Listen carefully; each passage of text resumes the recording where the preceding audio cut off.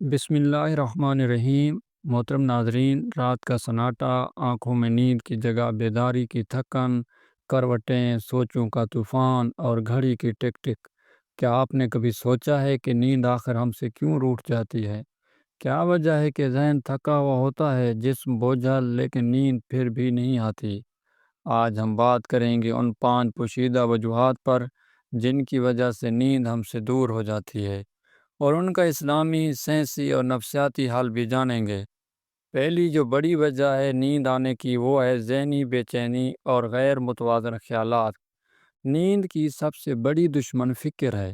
جب انسان دن بھر کی پریشانیوں، ناکامیوں یا مستقبل کی سوچوں میں گم ہو تو دماغ مسلسل ایکٹیو رہتا ہے، سرگرم رہتا ہے۔ یہ کیفیت انگزائٹی انڈیوس انسومنیا کہلاتی ہے۔ ایسے افراد کا دماغ سونے کے وقت بھی سٹریس ہارمون جیسے کورٹیسول پیدا کر رہا ہوتا ہے، جو نیند کے ہارمون میلاٹونین کو دباتا ہے۔ اس کا اسلامی حال ہم اب جانتے ہیں۔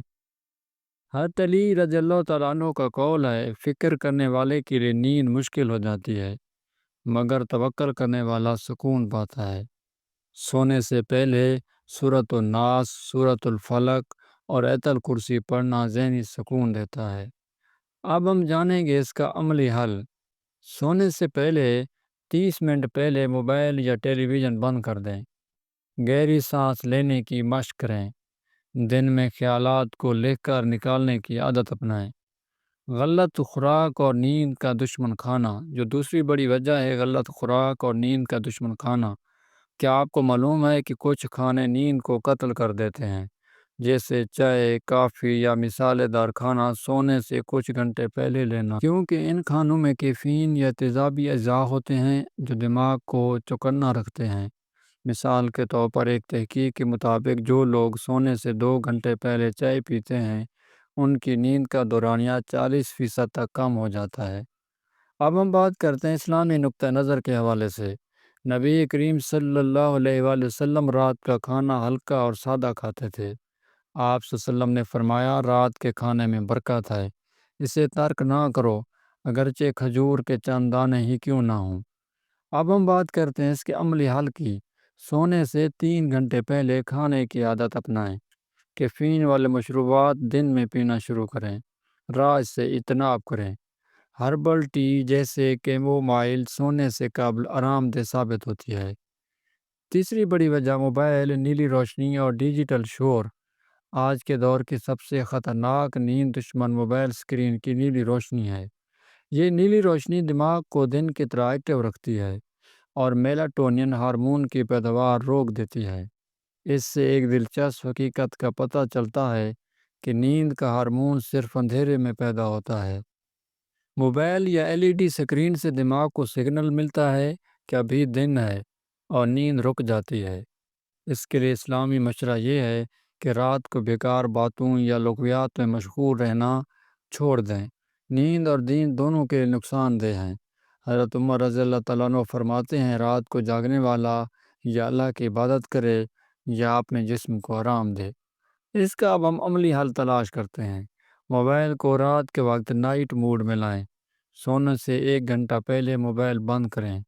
کمرے کو مکمل اندھیرے میں رکھیں۔ نیند نہ آنے کی چوتھی بڑی وجہ جسمانی سرگرمیوں کی کمی ہے۔ کیا آپ دن بھر بیٹھے رہتے ہیں؟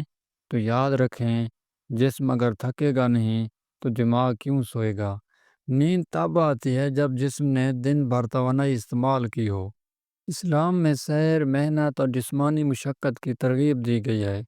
اس لیے نبی کریم صلی اللہ علیہ وآلہ وسلم اکثر پیدل چلتے، صحابہ کرام کام کاج خود کرتے۔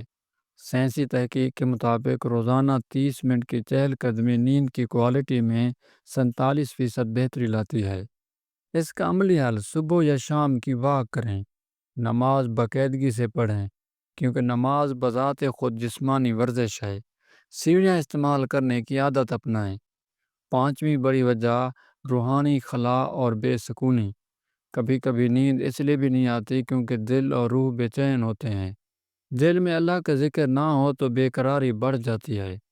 اس کا قرآنی اور اسلامی علاج یہ ہے کہ اللہ تعالیٰ قرآن مجید کی سورۃ رعد آیت نمبر 28 میں فرماتے ہیں، اللہ بذکر اللہ تطمئن القلوب، یعنی دلوں کا سکون صرف اللہ کے ذکر میں ہے۔